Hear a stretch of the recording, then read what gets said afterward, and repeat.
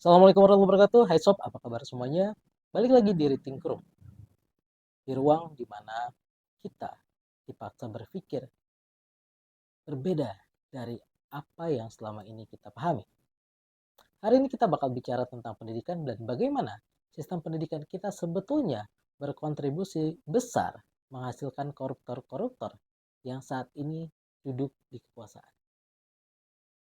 Kesalahan kita yang pertama adalah ketika kita mengubah fungsi pendidikan dari yang tadinya untuk menaikkan derajat kemuliaan manusia jadi satu fungsi yang lebih rendah, yaitu fungsi untuk menghasilkan dan memastikan suplai pekerja selalu ada setiap tahunnya. Pendidikan kita diubah dari yang tadinya untuk menghasilkan karakter orang-orang yang berintegritas, orang-orang yang nanti bisa punya manfaat besar, jadi sekedar orang-orang yang bisa ditempatkan pada pos-pos yang sudah disediakan.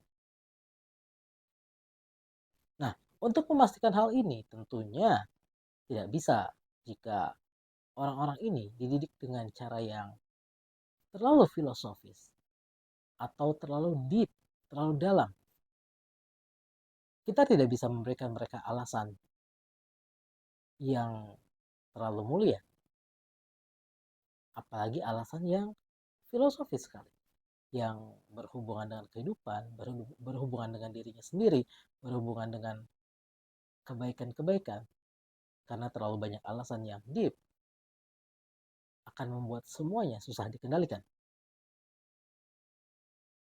Solusinya adalah kita harus memberikan mereka drive yang mudah untuk dikendalikan dan mudah diarahkan. Maka pilihannya sederhana. Buatlah drive-nya jadi perut, di bawah perut, dan kemewahan.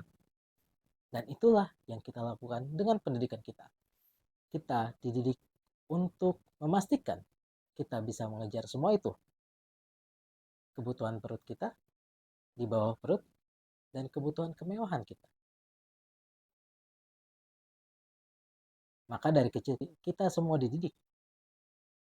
Kamu harus belajar jadi orang yang pintar supaya nanti kamu bisa bekerja punya uang, uang itu bisa kamu pakai buat beli ini dan itu, mungkin kamu nanti bisa punya jabatan dan lain-lain, yang intinya semuanya ada di materi. Perut, di bawah perut, dan kemewahan. Karena itu jangan heran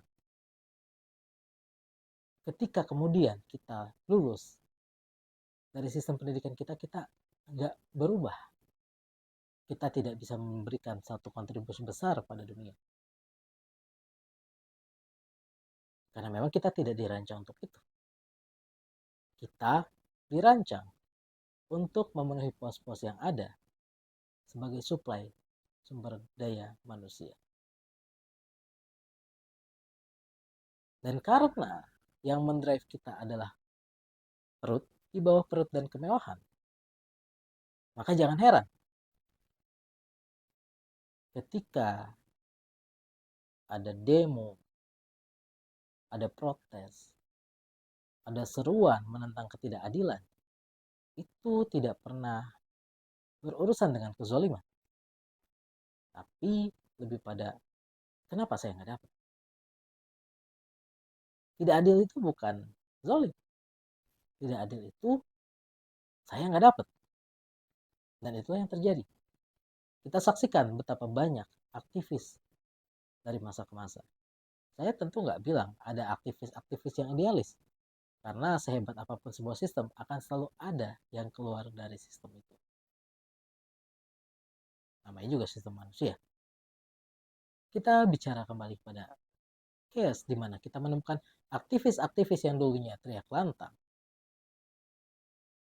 Kemudian setelah mendapatkan posisi, seketika hening. Karena memang sudah selesai. Keadilan sudah tercapai. Jadi jangan heran ketika sudah menjabat, kemudian kita menemukan manusia-manusia tengil yang berkata,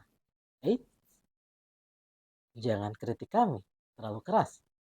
Karena boleh jadi kalau kalian sudah ada di posisi kami, Hmm, boleh juga barang itu.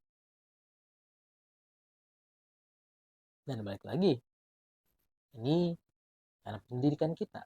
Mendidik kita jadi manusia yang seperti itu. Solusinya apa? Tentu kita harus membenahi pendidikan ini supaya tidak lagi berhenti pada perut, di bawah perut dan kemewahan.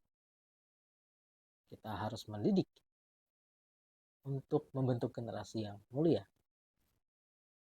Generasi yang tidak bisa dikontrol hanya dengan uang,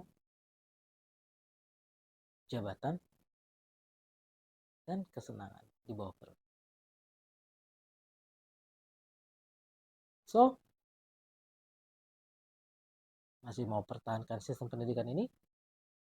Atau kita mulai ubah sejak saat ini? Saya pikir undur diri. See you next time. Assalamualaikum.